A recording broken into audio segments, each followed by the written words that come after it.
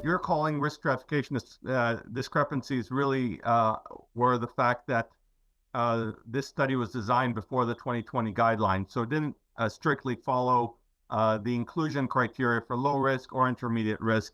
It allowed patients to have up to 29 red blood cells, which would have made them, intermediate, and if it's 29, even high risk. And they could have a smoking history up to 10 years, but they also didn't have an age criteria.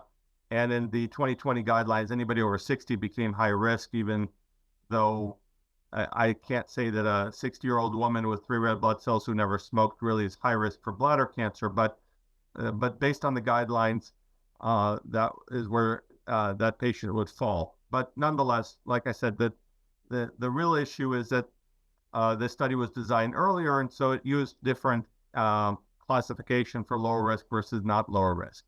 That being said, there's another study that Pacific Edge is doing called Credible, and there's some other studies in design by other companies.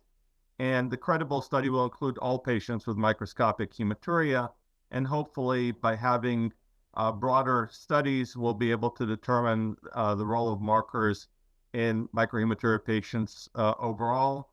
And of course, this increased evidence will help future guidelines develop recommendations that either include or don't include markers based on how well they perform in these populations.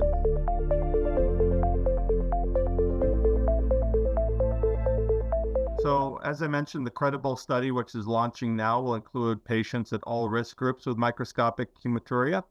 And I think depending on how the marker performs in that overall study, then we can see whether or not we can incorporate the marker into future algorithms.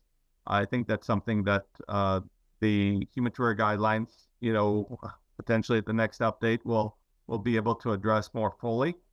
And again, if there's additional evidence, then that will help support guideline recommendations, which up to now in the 2020 guidelines did not recommend using markers routinely in the evaluation of patients with microscopic blood.